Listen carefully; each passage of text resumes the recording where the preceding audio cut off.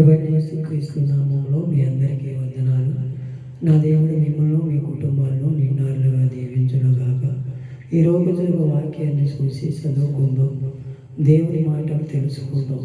Bible ఉంటే తీసి అందరూ కూడా చదవటానికి ఇష్టపడండి, మెండైన దీవెనలు పొందుకోండి. లోకా సువార్తమానం 2వ అధ్యాయం 31వ అధ్యాయము నేను చదువుతున్నాను. అందరూ కూడా బైబిల్ తీసి చదవండి. దేవుడు మనతో మాట్లాడుతున్న మాట, మనం ఏదైనా దేవునితో మనం ఒక సంబంధం పెట్టుకున్నామంటే, దేవునితో మనం ఒక నిబంధన చేసుకున్నామంటే, ఆ నిబంధన స్థిరపరిచేదాకా దేవుని ఎదుట ఉండాలి. దేవుని ఎదుట ఉండాలంటే మనం ఒక స్థిరపరచుకోవాలి. నేను నా దేవుణ్ణి కన్నులారా చూడాలి, నా దేవునితో నేను మాట్లాడాలని స్థిరంగా ఒక బలమైన సాక్ష్యం మనం పొందుకోగలగాలి. అలా ఉండాలని ఈ వాక్యం వివరణ ఉన్నది. ఇక్కడ సుమియోన్ అనేవాడు ఒకడు ఉన్నాడు. లోకా సువార్త 2వ అధ్యాయం 31వ వచనం, నాదా ఇప్పుడు నీ మాట చొప్పున సమాధానంతో నీ దాసుని పోనిచ్చుచున్నావు.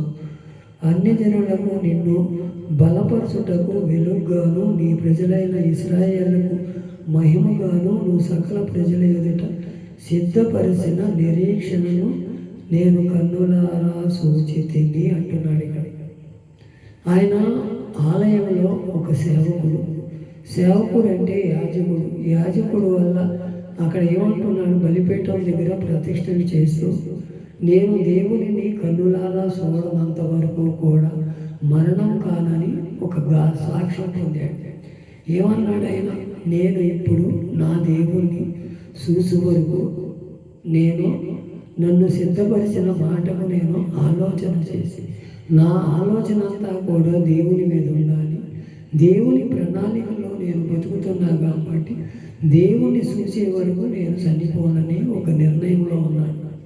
మనం కూడా ఎలా ఉంటున్నామంటే, మన నిర్ణయాలు కూడా మనం ఎంతవరకు నిర్ణయం చేస్తున్నామంటే, నేను ఎంత సంపాదించాలో, ఎంత మిగుల్చుకోవాలి అనే నిర్ణయంలోనే ఉంటున్నాం. కానీ దేవుని పని మనం ఎంతవరకు చేస్తున్నామని మన ఆలోచనలో ఉంటున్నాం. మనం ఆ ఆలోచన వద్దు, దేవునితో మనం ఒక నిబంధన చేసుకోవాలి.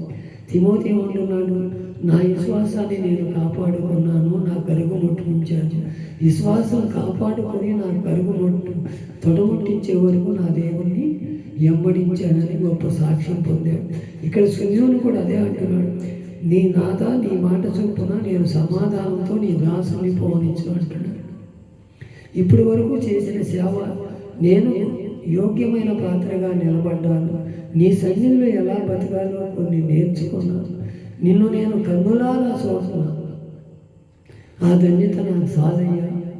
నేను నా జీవితాన్ని సరిచేసుకుని మంచి మార్గంలో నడవటానికి ఇష్టపడుతున్నానని మనం ఒక తీర్మానం చేసుకొని దేవుని ఎదుట నిలబడగలి, ఆయనకు మహిమగా జీవించాలి, ఆయనకు మహిమ తెచ్చే వారంగా ఉండాలి, ఆయనను ఘనపరిచే వాళ్ళంగా ఉండాలి. ఆయనలో మనం ఏక మనసు ఏకాత్మ కలిగిన వారమై సకల ప్రజల ఎదుట సిద్ధపరిచిన నిరీక్షణ కాపాడుకోవడం.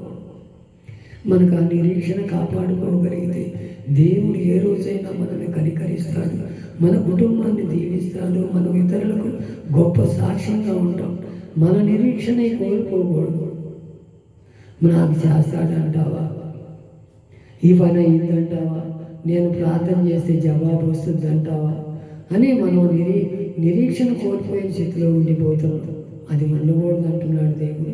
నువ్వు ఇప్పుడు కూడా కనిపెట్టుకొని దేవుని ఎదుట మోకరించి ప్రార్థన చేయగలిగి, నువ్వు అనుకున్నది చేయగలిగి శక్తి వరకు శక్తివంచన లేక ప్రార్థన చేస్తే దేవుడు మన నిరీక్షణను ఎప్పుడూ కూడా కోల్పోలేడు.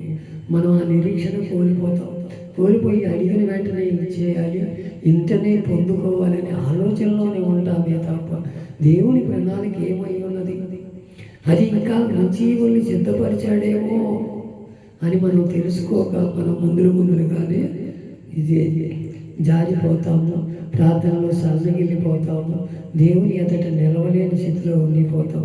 అలా ఉండకూడదని దేవుడు కోరుకుంటున్నాడు.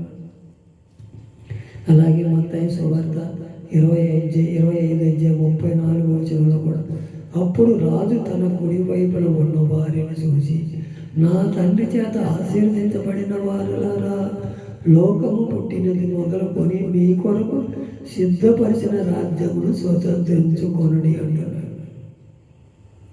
ఆయన కుడివైపున కూర్చున్న వారంతా కూడా ఆయన సిద్ధపరిచాడు. మనందరినీ సిద్ధపరిచి ఆయన సన్నిధిలో మన అందరము కూడా సిద్ధపడాలి. మనం సిద్ధపడకపోతే మన జీవితాన్ని వ్యర్థమై మనల్ని పుట్టించిన పిలుపుకి మనం ఆయన పిలుపుకి తగినట్టు జీవించకపోతే, మనం సిద్ధపడకపోతే దేవుడు మనం తోసివేస్తాడు. అక్కడ బుద్ధిగల కన్యకలు, బుద్ధికి లేని కన్యకలు కూడా ఉన్నారుగా. ఆయన దేవుని పెళ్లికి విందుకు వచ్చిన వాళ్ళు సిద్ధపడి ఉండాలిగా. సిద్ధపడి ఉండకుండా ఒక నిద్రపోతులు అవుతున్నారంట. సిద్ధపడిన వాళ్ళేమో దేవుని పిలుపు రాగానే లేచి డ్యూటీలు పట్టుకొని బయట వెళ్ళాలి. ఎదట వాళ్ళకి వెలుగు నింపే వారంగా ఉండాలే కానీ మనం చీకటిలో ఆరిపోతూ కూడా మనము ఉండకూడదని దేవుడు కోరుకుంటున్నాడు. మనం ఆయన వెలుగులో నింపబడాలి. ఆయన రాజ్యానికి వారసులు అవ్వాలంటే ముందర మనం సిద్ధపడాలి. మనం సిద్ధపడలేకపోతే మన జీవితాలు వ్యర్థం. నీ మాట చొప్పున, నీ మాట చొప్పున నన్ను సిద్ధం చేయ్యా. నీ మాటనే జరిగించేవాడిగా నన్ను సిద్ధం చేయ్యా. నీ మాటలో సత్యం ఉన్నదయ్యా, నీ మాటలో మంచితనం ఉన్నదని మనం తెలుసుకొని ఆయన రాజ్యానికి వారసులు రండి. ఏమంటున్నాడు ఇక్కడ? దీవించబడిన వారు, తండ్రి చేత ఆశీర్వదించబడిన వారు లోపలికి రండి అంటున్నాడు. మనం ఆ లోపలికి వెళ్తున్నామా? మనం బయటే ఉండి సాకులు చెబుతున్నామా?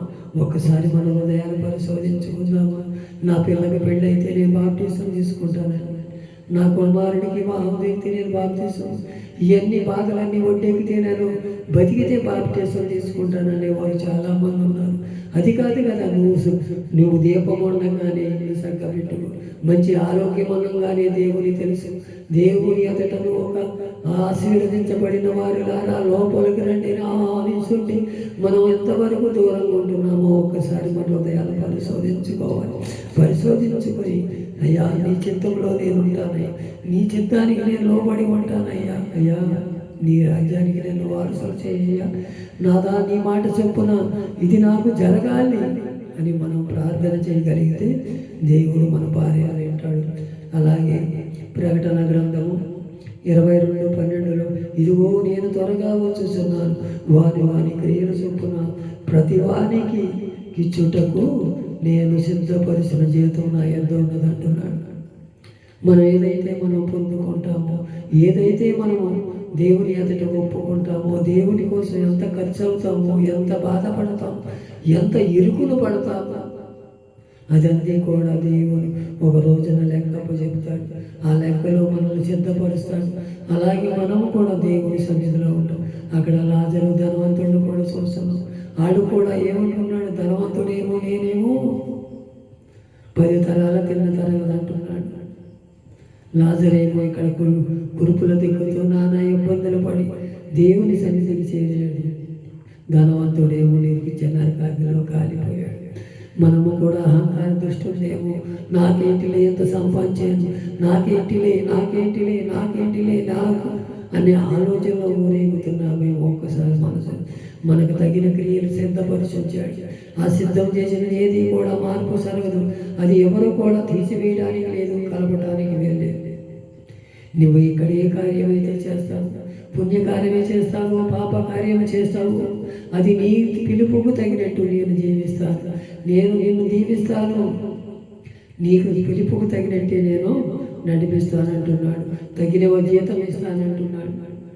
మనం ఏది కోరుకున్నాం, ఇక్కడ పరలోక ధనము కావాలా, ఇక్కడ లోకాశలు, లోక తలంపులు, ఈ లోకంలోనే గడిచిపోయేది కావాలి. నాదా నీ మాట చప్పుడు నాకు జరుగునుగా, కానీ ఎలా సమయోనన్నాడు మనం కూడా అలా అనాలి. అలా అని మన రాకడెప్పుడు వస్తుంది, ఆయన రాకడెప్పుడు వస్తుంది, మన పోకడెప్పుడు వస్తుంది, అప్పటి వరకు ఆయనతో కనిపెట్టుకుని అయ్యా నువ్వు సిద్ధపరిచావయ్యా, నేను సిద్ధపరిచిన దాన్ని నేను తోసివేసుకుంటున్నానేమో, తెలుసో తెలవక చేసిన పాపాలు నన్ను చుట్టుకుంటున్నాయేమో, నన్ను ఒకసారి దయతో క్షమించయ్యా. అయ్యా సుమయోనికి ఎలా దర్శనమిచ్చావు, మోషేకి ఎలా పొదల్లో నుంచి మాట్లాడావు, అలా నువ్వు మాతో మాట్లాడయ్యా. ఈ రాత్రికాల సమయంలో నన్ను ఒక మేలైన మార్గంలో నడిపించయ్యా. నువ్వు సిద్ధపరిచిన ఈవులు నేను పొందుకునే కృపను నాకు దయచేయమని ఈ రాత్రికాల సమయంలో ఆ పాదాల చెంత ప్రతి గమనించి దేవుడు నిన్ను నన్ను కూడా ఒక ఉన్నతమైన స్థానంలో నిలబెట్టి మేలైన మార్గంలో నడిపించి ఆయన సిద్ధపరిచిన ఈవులు మనకు